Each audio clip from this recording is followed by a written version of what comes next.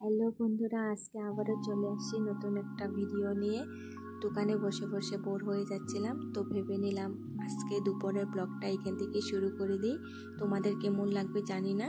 তো দেখো, দোকানের সামনে যে মেন রোড দেখেছো সেটা হলো আলিপুর থেকে হাতিপুতা জয়ন্তী যাওয়া মেন রোড। পাহাড়ি এলাকা, গ্রামের রাস্তা, চা বাগানের দেশ বলে যেটাকে। আর দোকানের ভিতরে এসে দেখি সুন্দরী আমাকে খেতে দেওয়ার কথা বলছে। তো আমি ভেবে নিলাম ওকে কি খেতে দিই, ভাত পরে খেয়ে নেবে, তো অল্প মুড়ি দিয়ে দিলাম, অল্প আদরও করে দিলাম। এদেরকে আদর করা ও যত্ন করা আমার খুব ভালো লাগে।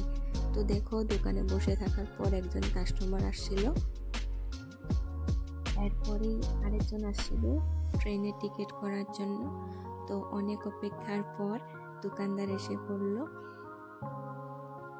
এদের সাথে কথা বলতে বলতে আমিও চলে আসলাম আমার রুমে, আর ওকে ভাত বেড়ে দিলাম খাওয়ার জন্য।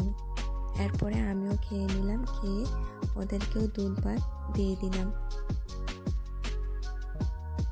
বাচ্চা বলে এদেরকে দুধ ভাত দেওয়াই ঠিক, কারণ ওরা তরকারি দিয়ে ভাত দিলে খায় না।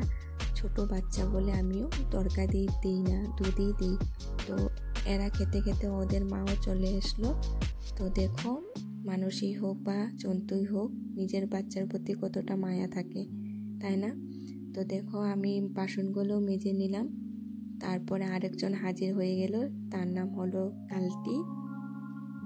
আমাদের বাড়িতে 2 জন আমরা, আর এরা 7 জন। এদের 7 জনেরই আলাদা আলাদা নাম আছে। এ হলো লালটি। তো দেখো, এরা খাওয়া দাওয়ার পর আমি এখানে জল ঢেলে দিলাম, আর রুমে আসার সময় আমার শুকনো কাপড়গুলো নিয়ে চলে আসলাম। সবগুলো শুকিয়ে নিই, যেগুলো শুকিয়েছে সেগুলো নিয়ে চলে আসলাম। দুধ গ্যাসে বসিয়ে দিয়েছিলাম, এসে দেখি দুধ উতলে গিয়েছে, তাই গ্যাসটা অফ করে শুকনো কাপড়গুলো ভাঁজ করে নিলাম। আর বাড়ি থেকে কিছু সবজি দিয়ে পাঠিয়েছিল বাবা। তো দেখো কি কি পাঠিয়েছে, মূলা, ধনে পাতা, আর এটা জানি কি শাক, নামটা ঠিক আমি জানি না, আর লেবু।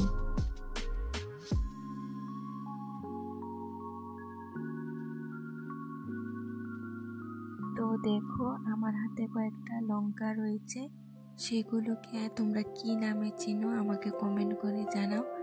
আর আমার ভিডিওটি লাস্ট অবধি দেখো।